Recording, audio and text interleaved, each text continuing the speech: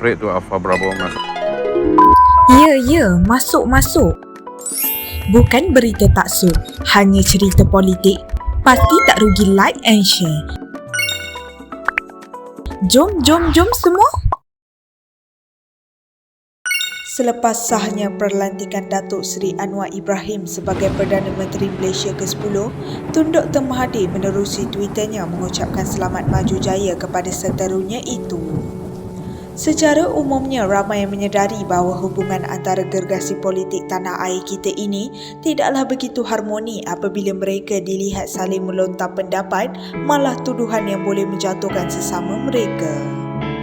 Walaupun secara hakikatnya mereka pernah bekerjasama 2 kali dalam memegang tampuk pemerintahan kerajaan dengan parti yang berbeza, namun kini hubungan mereka tidaklah seakrab dahulu.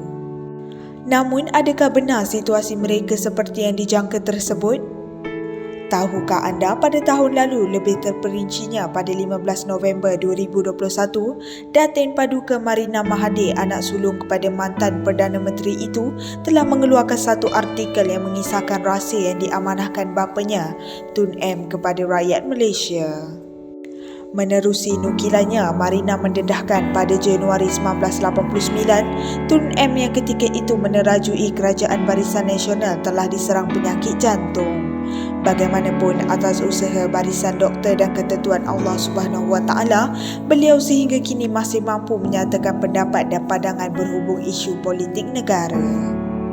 Malah pada tahun berikutnya, Tun M berjaya merakamkan kemenangan semasa pilihan raya umum ke-8, menyaksikan beliau mengekalkan penguasaan sebagai Perdana Menteri yang keempat. Namun, ini semua bukanlah suatu perceritaan yang baru. Hakikatnya, berita-berita ini boleh diketahui dari berbagai sumber media, hanya mungkin dilupai oleh rakyat Malaysia secara amnya.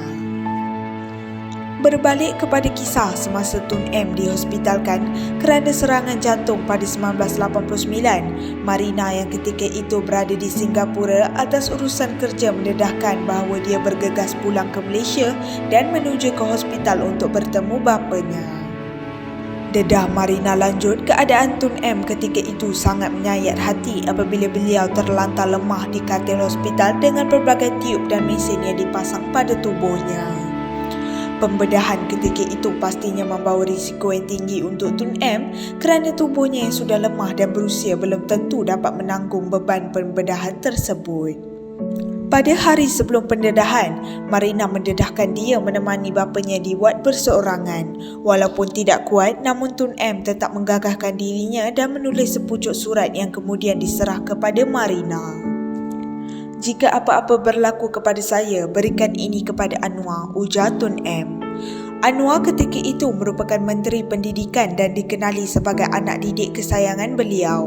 Tambah Marina, bapanya juga melarang beliau dari membuka surat berkenaan.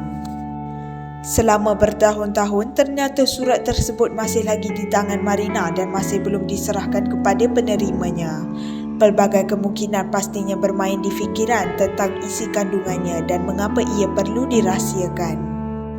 Hanya takdir yang akan menentukan jika kita sebagai rakyat Malaysia dapat mengetahui apakah pesanan terakhir dari Tun Mahathir kepada penerimanya Datuk Seri Anwar. Diulangi, artikel ini diambil dari artikel berkenaan. Kami tidak bertanggungjawab kerana pihak kami tidak tahu kesahihan berita yang dikeluarkan artikel berkenaan. Menghayati hiburan boleh, jangan sampai kita melibatkan diri dengan fitnah dan buka aib mereka.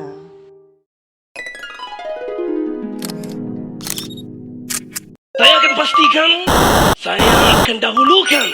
Pada tahun 2020, ibu tunggal diutamakan, janda didahulukan.